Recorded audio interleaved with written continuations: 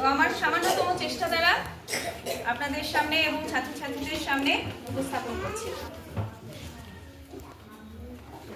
তোমার পাথরে মালা দিয়েছি, এত মালা এত ফুল তুমি ঢাকা করে গেছো। তুমি পাথর না হলে রাগ করতে। 56 বছর আগে এক মধ্যরাতে এলগিন রোডে 3 তলার ঘরে আলো জ্বলছিল। চাদর গায়ে এক ছায়ামূর্তি পায়চারি করছিল অবিরাম। বাইরের রাস্তায় ইংরেজ পুলিশের চর সতর্ক সজাগ চোখে দেখছিল। তার সব সতর্কতাকে বুদ্ধ বানিয়ে তুমি তখন অন্ধকার চিরে ছুটে চলেছ আলোর পথে। দেশের মানুষ কাকপক্ষী কেউ টের পায়নি।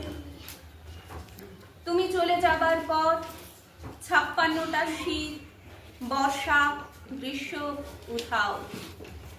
তুমিও সেই থেকে প্রত্যেক জানুয়ারিতে পৃথিবীর এপার ওপার সব মাটিতে তোমার অনস্বর পায়ের ছাপ, সব রাইফেলে তোমার বুকের বারুদ, সব কুচকাওয়াজে তোমার সেনার ছন্দ।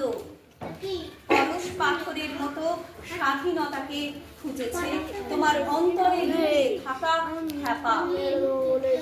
তোমার গন্তব্য ছিল স্বাধীনতা, তোমার পথ ছিল স্বাধীনতা, তোমার স্বপ্ন ছিল স্বাধীনতা, তোমার প্রেম ছিল স্বাধীনতা। তুমি রক্ত চেয়েছিলে স্বাধীনতার জন্য, তুমি তাই পার্থ।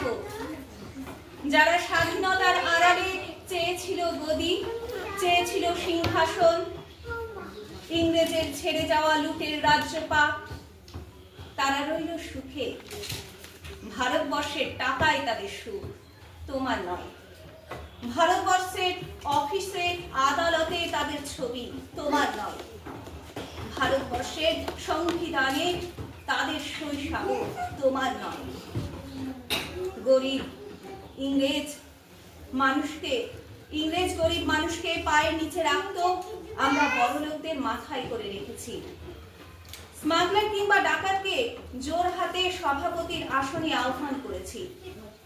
ইংরেজ এদেশের ধন সম্পত্তি লুট করত, আর আমরা দেশটাকে বেঁচে দিচ্ছি।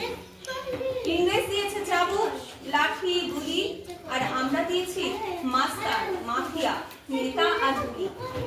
ইংরেজ দিয়েছে কারাবাড়ি, সেলুলার জেল, আর আমরা দিয়েছি টিভিতে সুপারহিট মোকাবিলা আর আইন সভার আয়ারাম গয়ারামের খেল।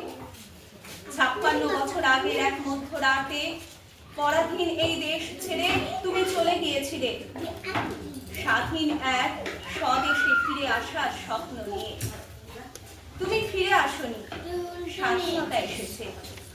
তার কাঁধে ঝুলি ভরে নিয়ে এসেছে ভোট নামক রাজস্ব যোগ্য, গণতন্ত্র নামক চিরায়ত মাৎসন্যায়, প্রগতি নামক লোক ঠকানো স্ট্যাটিস্টিক্স, আর সংহতি নামক বিস্ফোরণের চুরমার, ঐতিহ্য নামক মন্দির মসজিদে ঝগড়া, আর আসমুদ্র হিমাচল ভরিয়ে দেওয়া ভাষণ, ভাষণ আর ভাষণ।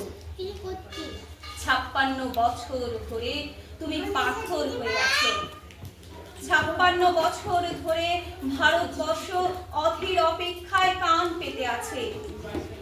ইথার তরঙ্গে কবে হঠাৎ শোনা যাবে স্বাধীনতার নিজস্ব কণ্ঠস্বর? আমি সুভাষ বলছি। নমস্কার।